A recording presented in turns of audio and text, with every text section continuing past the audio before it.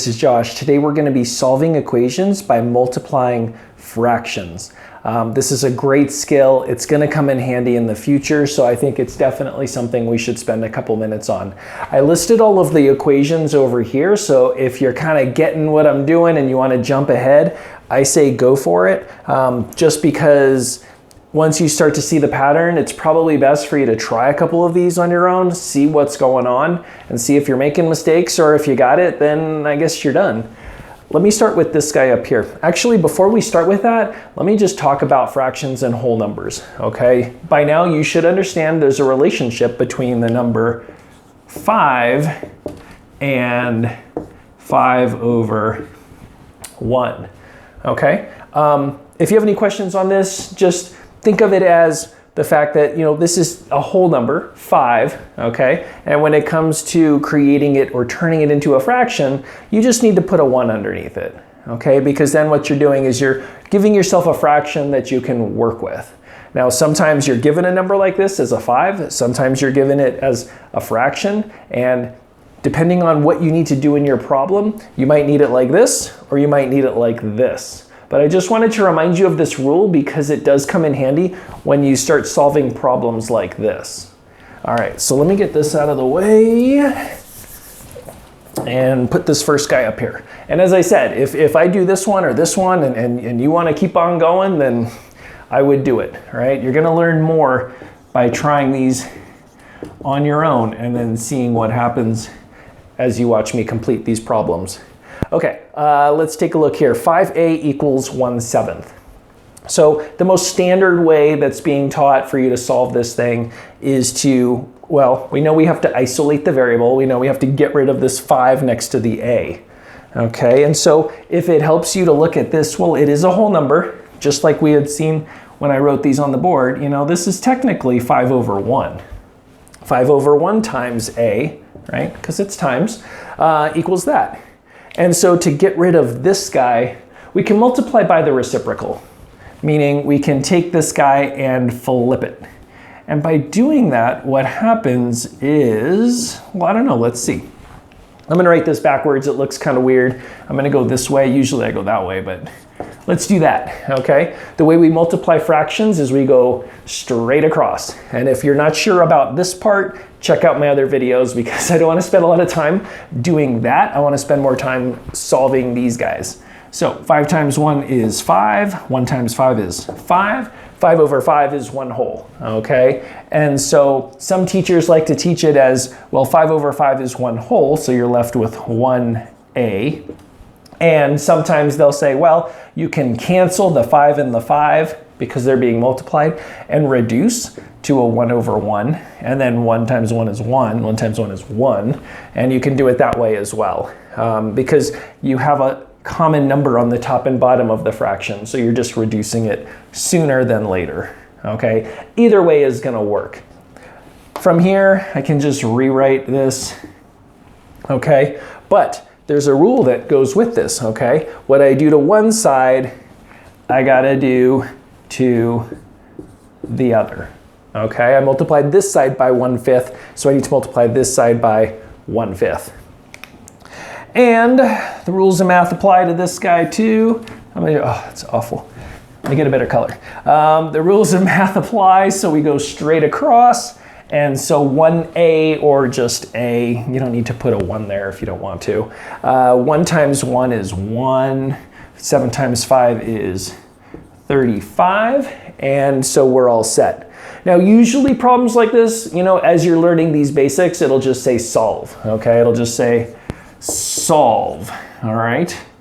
And so they're looking for you to come up with an answer where the variable is isolated, and then they're probably wanting you to reduce it, okay? I've done other videos on reducing fractions. If you don't know how to reduce fractions, then check out some other videos and stuff. Usually, they're gonna want you to get to here and then look at it, see if you can reduce it one more time or get it down to its lowest numbers and then present that as your answer, okay? So sometimes it'll say solve, sometimes it'll say solve and simplify if possible. Okay, so let me get this out of the way. Again, if you think you're getting it already, pause the video, try the next problem. Let's write this one down. 4/5 m equals 9/10. Okay, let's see here. I got to multiply by the reciprocal again. Okay, so we just take this, flip it, 5/4. What you do to one side, right. Well, I don't know if you said it, but I'm assuming you said you gotta do it to the other, right? This is our barrier right here. This is our equal sign. The only way to get rid of this is to multiply by the reciprocal. So let's do the same thing over here, okay? And then let's work through it. Well, we know that these two are gonna make it a unit of 1. So we know that m is done on this side, or I'm sorry, the numbers are done. M just kind of drops down, and now we can multiply straight across. 9 times 5 is 45, 10 times 4 is 40. Now these are pretty big numbers. I'm assuming we can reduce them. They're both divisible by 5, so I'm sure we could reduce down along the way. And so we could say to ourselves, okay, well, you know, we could divide by 5, divide by 5, divide by 5, and work your way all the way down on this guy, okay? So again, if you want to know how to divide fractions or change it into a mixed number, check out my other videos, because 45/40 can become 1 5/40, which then the 5/40 can reduce again as well, okay? But you know, this is a good starting point, and then reduce it all the way down. But I wanted to take a second and just talk about how other books might show how to finish this problem as well.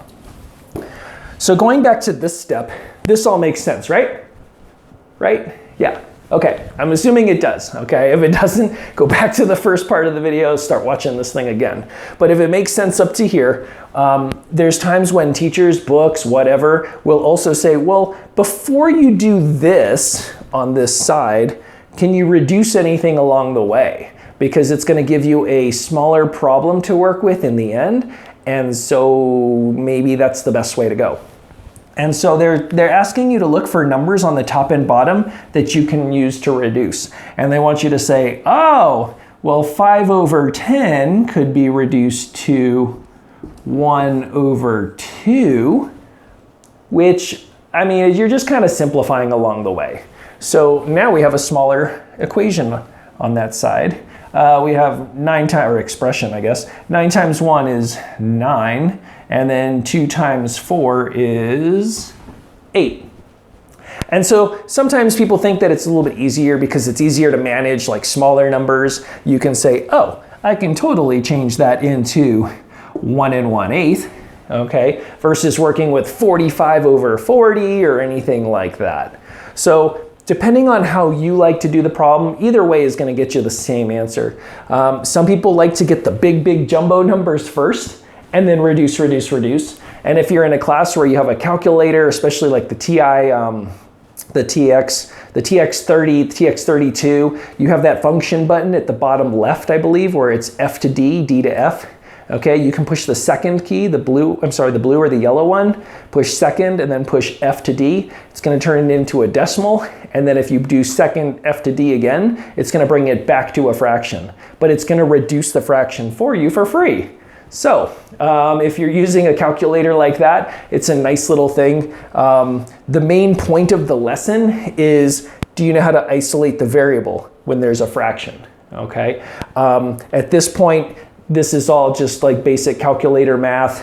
Some teachers will let you just do it the old school way and figure out how to work through this thing. And some teachers will let you use that TX30 or TX32 and just do F to D and come up with your reduced fraction. It's really nice using that calculator because what'll happen is you get these big numbers like 240/680.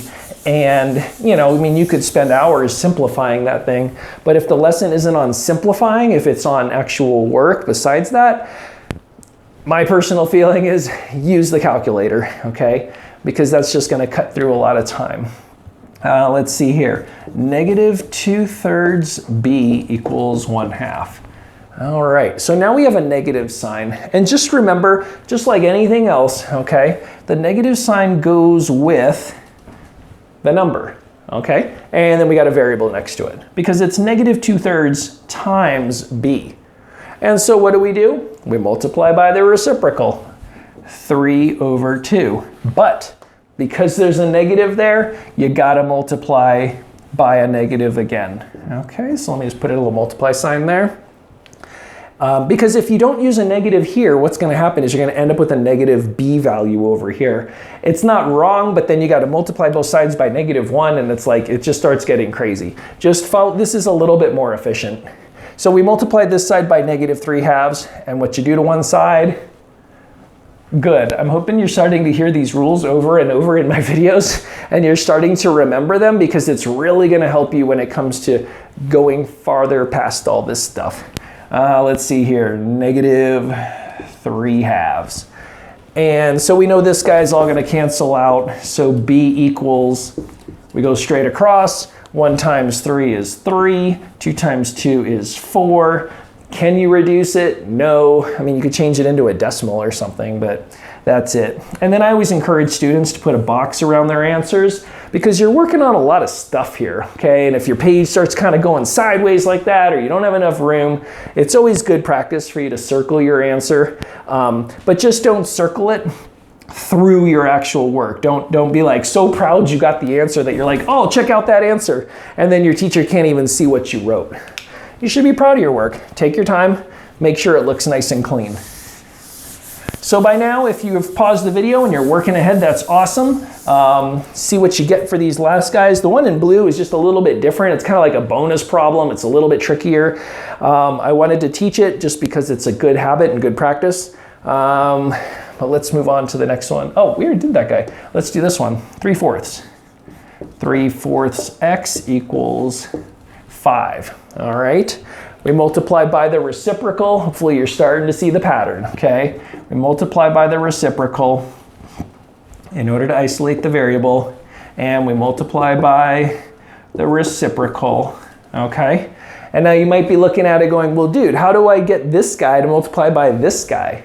It all gets back to that first part of this lesson that we talked about. You gotta be able to multiply fractions by fractions. So can we turn that 5 into a fraction? Of course we can, right? We can just do that. Because now that we have two fractions, we can just go straight across. We can multiply straight across. So 5 times 4 is 20. 1 times 3 is 3. From there, we have an improper fraction. So could we turn it into a mixed number or a decimal or simplify? Yes, we could. Okay, but that's not what the lesson is about. The lesson is about just getting through this part, because from here, you should be better at that. And if not, you know, find the video or find something. I think I have at least 1 or 2 that talk about reducing the fractions. And so figure out this part separate. This is the key part of this lesson, okay? Okay, so let's go on to the last one. If you feel like you're getting the hang of this, how to solve equations by multiplying with fractions, then I'd say peace out, bye, thanks for watching. If you want to watch this last guy here, then stay tuned for just another minute or so, because those ones have an extra little twist that you might want to learn. 6 over x equals 2. All right, so when you're solving these kind of problems, you have x on the bottom. Now, if this was like, let's see here, let me do this. If we had x over 4 equals 3, okay, well, we can multiply by the number in order to get rid of the x from the value on the bottom, okay? Because if we multiply this guy out, we're going to end up with 4x over 4. The 4's cancel. And on the other side, we could do the same thing. You could just multiply by 4 over 1, and so you get 12 over 1, or just 12. Okay, so when the number is on the bottom like this, you can just multiply by that value, and then by the reciprocal, and then come up with your answer. And the reason I was able to do that is because think of it like this. Think of it as like, well, technically, you know, it is 1x. So I do have a 1/4 right here. And so the reciprocal of 1/4 is the 4 over 1. It gets a little bit tricky. So if this part is not making too much sense, that's okay. It's just one of those little extras that I thought I would throw in because sometimes these happen. So if you want to rewatch this part, go for it. We're going to do the same thing with this, but it's a little bit different when the X is on the bottom. And so the way, at least the most efficient way, I think, in order to get rid of the X on the bottom is to multiply both sides by X, or X over 1.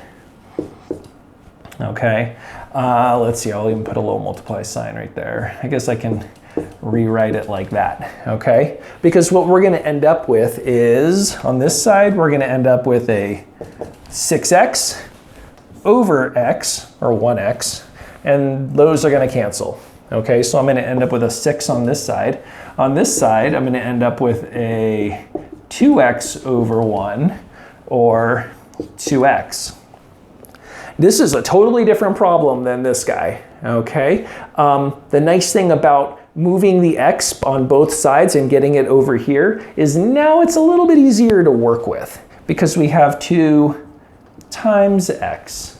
And so now we have a very, very basic intro to math, algebra, pre-algebra, call it what you want, problem where we can just solve for X. You could say it in your head, 2 times something is 6 and just get an answer of 3. Or you could actually do the work and divide this side by 2. What you do to one side, exactly. Hopefully you're starting to say these rules because they're really important. You gotta know this stuff. If you're watching these videos, those are the kind of things that you need to take away from this lesson.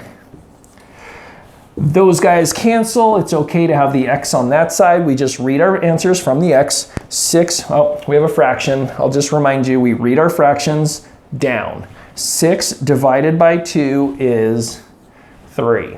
Okay, you can put this in a calculator and do F to D. You could put it in a calculator as it is and just do 6 divided by 2 equals. Or if you're just good with fractions, you could just look at it and say, okay, I can reduce that on my own by reading it down. 6 divided by 2 gives me my 3. This is great. I always ask my students to rewrite their answer from the left to right. So X equals 3. And then put a box around it, okay? Because it looks kind of weird like that. You know, you're kind of moving into math where it all wants to be a little bit more uniform. So yes, 3 equals X is an acceptable answer, but I think a lot of books and especially a lot of teachers that are kind of pushing you to the next level are gonna want you to write it as X equals 3 with the variable on the left. So hopefully you got through all of these. Post questions, let me know what's going on with your work, and thanks for watching.